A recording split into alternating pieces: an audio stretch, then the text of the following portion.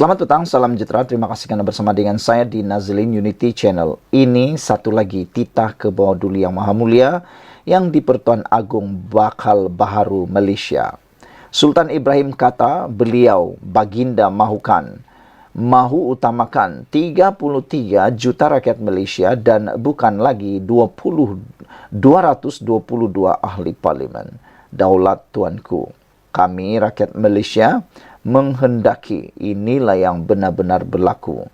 Saudara-saudara sekalian, kita harus ingat 222 ahli parlimen yang terpilih pada hari ini mempunyai kuasa bukan kerana mereka yang berkuasa sebenarnya, tapi harus diingat tangan kita lah yang berkuasa mengundi dan menjadikan mereka ahli parlimen.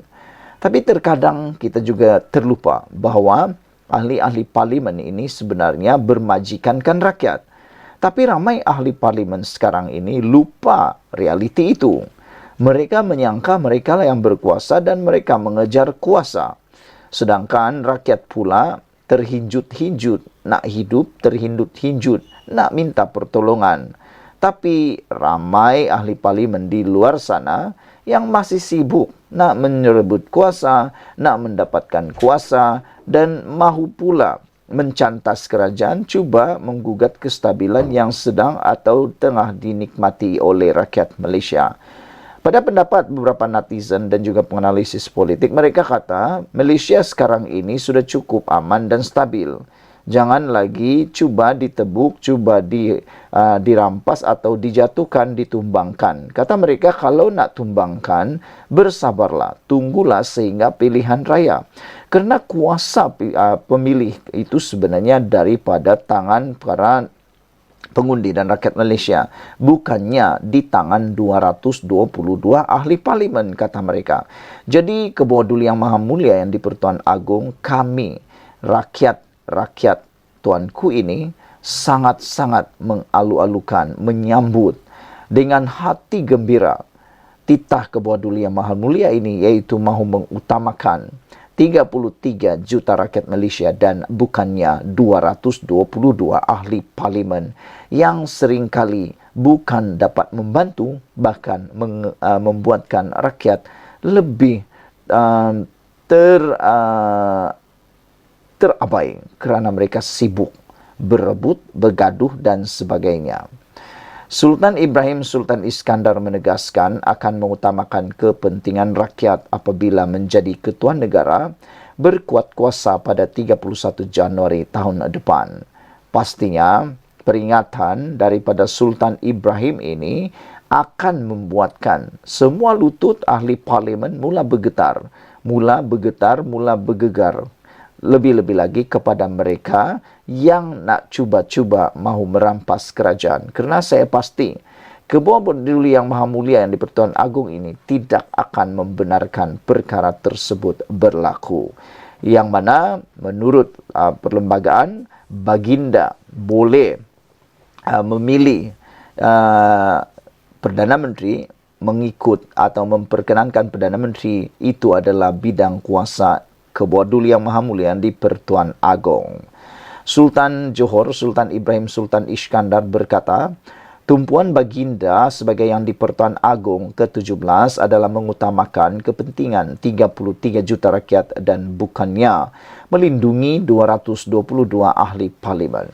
Sultan Ibrahim menyifatkan kedudukan sebagai ketua negara yang akan berkuat kuasa pada 31 Januari tahun depan itu juga bukan kenaikan pangkat, sebaliknya tambahan tanggungjawab yang memerlukan pengorbanan masa dan tenaga.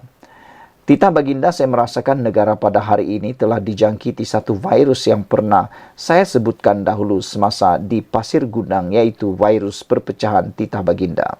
Virus ini berpunca daripada pemimpin politik yang sanggup berbala, caci mencaci, menabur fitnah dan memecah perpaduan rakyat demi mengejar kuasa dan kedudukan demi kepentingan diri sendiri, kata Sultan Ibrahim di Facebook. Sultan Ibrahim berkata demikian sempena Majlis Istiadat sambutan ulang tahun keputeraan baginda yang ke-65 di Dewan Singgasana Istana Besar Johor Bahru. Sekian dulu untuk kali ini. Jangan lupa tinggalkan komen anda, tekan butang subscribe. Malaysia kita punya, kita juga sama-sama cintai Malaysiaku. Bye-bye. Selamat petang, salam sejahtera. Terima kasih karena bersama dengan saya di Nazilin Unity Channel. Tak lama lagi, Malaysia akan mendapat kebawa Duli Yang Maha Mulia yang di-Pertuan Agong yang baharu. Bermula pada 1 Januari 2024, kita akan ada yang di-Pertuan Agong yang baharu. Dan pastinya yang di-Pertuan Agong yang baharu ini adalah yang di-Pertuan Agong yang paling kita nanti-nantikan. Hari ini, belum pun yang di-Pertuan Agong baharu ini dilantik dan menjalankan tugas sebagai yang di-Pertuan Agong secara rasminya, Baginda telah pun menyatakan titah yang paling kita tunggu-tunggu dan daulat Tuanku. Kita ucapkan terima kasih Tuanku atas pesanan yang luar biasa ini. Baginda bertitah, Malaysia kini telah dijangkiti virus perpecahan. Itu titah Sultan Ibrahim. Sultan Johor, Sultan Ibrahim almarhum Sultan Iskandar hari ini bertitah bahawa keutamaan Baginda sebagai ketua negara akan datang adalah menjaga kepentingan 33 juta rakyat Malaysia dan bukan hanya 222 wakil rakyat. Sultan Ibrahim bertitah, pemilihan Baginda sebagai yang di-Pertuan Agong yang ke-17 bukanlah suatu kenaikan pangkat, tetapi tambah tanggungjawab yang memerlukan pengorbanan masa dan tenaga. Saya merasakan negara pada hari ini telah dijangkiti satu virus yang pernah saya sebutkan dahulu, yaitu virus perpecahan titah Baginda. Virus ini berpunca daripada pemimpin politik yang sanggup berbalah, caci-mencaci, menabur fitnah dan memecah perpaduan rakyat demi mengejar kuasa dan kedudukan demi kepentingan diri sendiri. Titah Sultan Ibrahim pada Majlis Istiadat sambutan ulang tahun keputeraan Baginda yang ke-65 di Dewan Singgasana Istana Besar di Johor Bahru hari ini. Justru Baginda menyeru semua pemimpin agar bertolak ansur dan hormat menghormati antara satu sama lain untuk meningkatkan kemakmuran serta kesejahteraan hidup rakyat.